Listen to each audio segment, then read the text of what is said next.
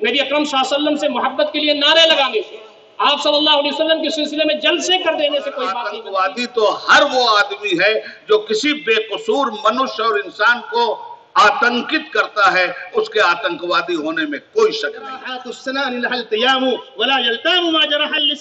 नेज़ों के जख्म भर जाया करते हैं, जुबान के जख्म भरा नहीं। तंजीमें हुकूक-ए-निस्वां के नाम पे बनी हुई है, वही तंजीमें जो है हुकूक-ए-निस्वां की खिलाफ वर्जी करती है, हुकूक-ए-निस्वां को पामाल करती है।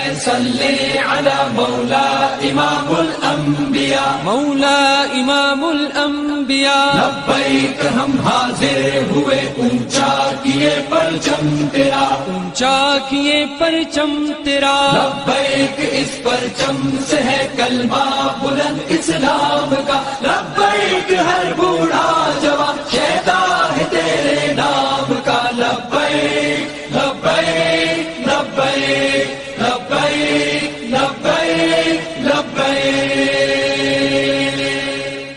लब्बैक ऐ सल्ले अला लब्बैक ऐ सल्ले अला मौला इमामुल अंबिया, मौला इमामुल अंबिया। लब्बैक हम हाजिर हुए, ऊंचा किए परचम तेरा, ऊंचा किए परचम तेरा। लब्बैक इस परचम से है कलमा बुलंद इस्लाम का, लब्बैक हर बूढ़ा जवान कहता है तेरे नाम का। लब्बैक लब्बैक लब्बैक लब्बैक लब्बैक लब्बैक लब्बैक ऐ सल्ले अला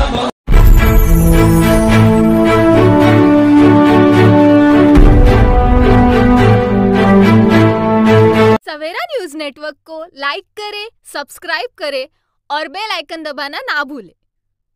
मेरे नबी मेरे कायद, ये मुसलमानों की अलग अलग तंजीमें हैं, जिसमें एक तंजीम का नाम जमात इस्लामी है। तो सिर्फ मेरे नबी मेरे कायद किसी एक तंजीम के न नबी हैं न कायद हैं, सारी दुनिया के तंजीमों के मेरे नबी कायद हैं, बल्कि सारी दुनिया की तंजीमों को छोड़िए सारे मुसलमानों के मेरे नबी कायद हैं और सारी इंसानियत के लिए मेरे नबी कायद हैं। सही मानों में ये है वो सब्जेक्ट जिस सब्जेक्ट पर यहाँ दूसरे फाजिल मुकर्रिरीन ने हुजूर की ज़िंदगी के मुख्तलिफ गोशों पर रोशनी डालते हुए तलखीसी तौर पर इस जलसे के खुलासे में ये बात कह दी कि खिलाफ़े पैगंबर कसी रहगुज़ीद कि हरगिज़ बमंजिल नखाहद रसीद।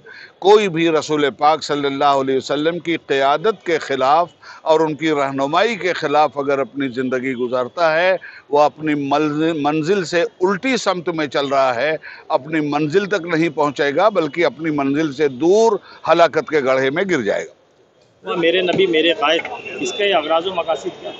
देखिए, इसका मकसद ये है कि पूरी उम्मत को ये पैगाम देना है कि हम नबी अकरम सल्लल्लाहु अलैहि वसल्लम की सीरत को भूल गए हैं। आपको हमें पढ़ना चाहिए, आपका बचपन कैसे गुज़रा, आपकी जवानी कैसे गुज़री, और ख़ास तरीके से आप जब नबी हुए 40 साल की उम्र में, तो आपकी पूरी ज़िंदगी कैसी रही। दूसरी बात यह है कि नबी अकरम सल्लल्लाहु अलैहि वसल्लम तो पूरी ज़िंदगी गुजार के आपने बताया ना कि ऐसे तुम्हें ज़िंदगी गुजारना है। कुरान मजीद को अल्लाह रब्बुल इज़्ज़त अगर खाने काबा की छत पर उतार देते और वहाँ रख देते, लोग पढ़ते, लेकिन मैदान महशर में कोई ये कह सकता था बातें बड़ी सख्त थी, अमल नहीं कर सके। तो ये एहसान है अल्लाह ताला का, लक़द मन्नल्लाहु अलल मोमिनीन, कि अल्लाह रब्बुल इज़्ज़त का एहसान है कि नबी अकरम सल्लल्लाहु अलैहि वसल्लम को भेजा, आपने उस पर अमल करके दिखा दिया। और आप ही ने नहीं, कोई ये कहता भाई आप अल्लाह के रसूल हैं, सहाबा की एक पूरी जमात ने उस पर अमल करके दिखा दिया। तो आपकी जो सीरत है उसको अगर हम छोड़ेंगे तो हम ना यहाँ के रहेंगे ना वहाँ के रहेंगे। तो इसलिए ये वक्तन फ़ौक्तन ये प्रोग्राम इसलिए होते रहते हैं कि पूरी उम्मत को मालूम हो कि हमारा जो नबी है, हमारा जो कायद है, वो पूरी ज़िंदगी का रहनुमा है। तो पूरी ज़िंदगी बहुत हम आप बता रहे हैं इस्लाम के बारे में लोगों को, ख़ास तरीके से गैर मुस्लिम भाइयों को वो बात मालूम है जो दूसरों ने उनको बताई है। फ़र्स्ट हैंड इन्फॉर्मेशन उनको नहीं है। जो इस्लाम के दुश्मन हैं वो इस्लाम के बारे में बता रहे हैं, लोग वो जान लें। जो इस्लाम को रोज़ाना नहीं पसंद करते वो इस्लाम के बारे में बता रहे हैं। अच्छा, कुछ लोग ऐसे देश में मौजूद हैं जो जानबूझ करके मनसूबाबंद तरीके से इस्लाम को डैमेज करना उनका मशगला है। दिन रात नबी अकरम सल्लल्लाहु अलैहि वसल्लम के बारे में, कुरान के बारे में, तलाक़ के बारे में, ख़वातीन के हुकूक़ के बारे में, बहुत सारी चीज़ें हैं। दिन रात उनका यही काम है। अब हमारा मसला ये है कि हम गैर मुस्लिम भाइयों से ज़रा रब्त ताल्लुक़ हमारा कम हो गया है। हमारा उठना बैठना उनके दरमियान हो, चलना फिरना हो, उनके दुर्दर्द में हम शरीक हों। कोई बीमार हो जाए तो खड़े हो जाएं उनकी इयादत के लिए, कोई कैजुअल्टी हो जाए तो वहाँ खड़े हो जाएं। तो इससे देखिए नबी अकरम सल्लल्लाहु अलैहि वसल्लम का इम्तियाज़ ये था कि आपने कभी भी दावत नहीं दी। आपने दावत से पहले पर्सनल कॉन्टेक्ट के ज़रिए लोगों के काम आए। तो जब आप लोगों के काम आ जाते थे तो दिल नरम हो जाता था, तो आप जो बात करते थे वो लोग कबूल करने के लिए तैयार हो जाते थे। आज हमको अपने दाएं बाएं जो गैर मुस्लिम हैं उनसे अच्छे रवाबित रखने चाहिए, अच्छे ताल्लुकात रखने चाहिए। ये इस बात की बड़ी कमी है, हम तमाम उसमें कोता हैं, तो इसको आगे बढ़ाना चाहिए। देखिए, सबसे पहले तो हम जमात इस्लामी के तमाम अरकान को और कमेटी मेंबरान को मुबारकबाद देंगे कि इस दौर में इस तरह के प्रोग्राम करने की बहुत ज़्यादा ज़रूरत है। बल्कि दूसरी तंजीमों से भी मैं यही गुजारिश करूंगा कि दूसरी तंजीमें भी इस तरह के प्रोग्राम करेंगी तो इंशाअल्लाह इस वक्त उम्मत मुस्लिमा को इत्तेहाद बैनुल मुस्लिमीन की सख्त ज़रूरत है और इत्तेहाद बैनुल मुस्लिमीन के लिए इस तरह के प्रोग्राम करना बहुत ज़रूरी है। चूँकि मेरा मौजू ख़वातीन से मुताल्लिक़ था तो मैंने अपने पैगाम में यही बताने की कोशिश की है कि ख़वातीन के हुकूक़ के लिए ज़रूरी है कि हम पैगम्बर अकरम हज़रत मोहम्मद मुस्तफ़ा सल्लल्लाहु अलैहि वसल्लम का इत्तिबा करें, उनकी पैरवी करें और उनकी पैरवी के ज़रिए से पैगम्बर ने जिन ख़वातीन की इज़्ज़त और जिन ख़वातीन के आबरू की तलक़ीन की है, हिदायत की है, उस पर हम अमल करेंगे तो इंशाअल्लाह जब हमारी ख़वातीन मजबूत होंगी तो हमारा मुआशरा भी मजबूत होगा।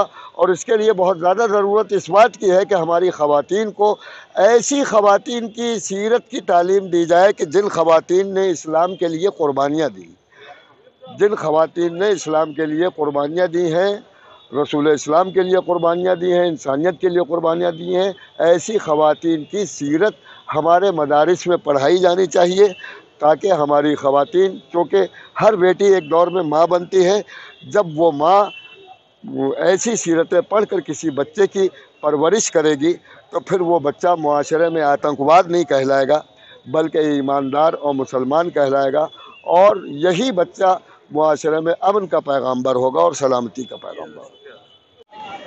देखिए, आज का ये प्रोग्राम हकीकत में बहुत ही अहमियत का हामिल था।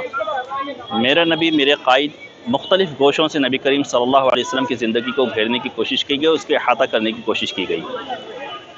ख़ास मौजू जिस पर मुझे बोलना था और जिस पर मैंने गुफ्तगू की वो है नबी करीम सल्लल्लाहु अलैहि वसल्लम का अखलाक। देखिए, अखलाक एक ऐसा पहलू है कि सही मानों में हम इस्लाम की नुमाइंदगी और इस्लाम को रिप्रेजेंटेशन करना चाहते हैं तो हमें अपने अखलाक को दुरुस्त करना होगा। फिर नबी करीम सल्लल्लाहु अलैहि वसल्लम की शख्सियत ऐसी थी, चाहे आप बहैसियत शौहर देखें, बहैसियत कायद देखें, लीडर देखें, बहैसियत मुरब्बी देखें, मुअल्लिम देखें, टीचर देखें, सोशल वर्कर देखें, समाजी कारकुन देखें, जिस एतबार से भी आप अल्लाह के रसूल सल्लल्लाहु अलैहि वसल्लम को देखते हैं आप अल्लाह के रसूल को मुकम्मल पाएंगे, अखलाक भी सबसे आला पाएंगे। और अपनों के अलावा गैरों ने भी इस चीज़ का एतराफ़ किया कि अल्लाह के रसूल सल्लल्लाहु अलैहि वसल्लम के अखलाक ही वो चीज़ थी कि इस्लाम इस कदर तेज़ी से सारी दुनिया में फैला। माइकल हार्ट जैसे आदमी ने, जिसने द 100 नाम की किताब लिखी जिसमें 100 मुअस्सिर शख्सियात को इकट्ठा किया, उसमें सबसे पहले नंबर पे अल्लाह के रसूल सल्लल्लाहु अलैहि वसल्लम को रखा और उसकी वजह ये थी, वो कहता था कि मैं मजबूर हूँ कि मैं अल्लाह के रसूल को रखूँ, इसलिए कि अगर ये तलवार से अपने मुत्तबईन को, अपने मानने वालों को बनाया होता तो ये चंद सालों में ख़त्म हो गए होते, लेकिन उन्होंने अखलाक से असर डाला तो इसका ये नतीजा है कि आज 1400 साल बीत गए लेकिन उनका नाम लेने वाले, उनके फॉलोअर्स और उनके मुत्तबईन मौजूद हैं। लेकिन आज वहीं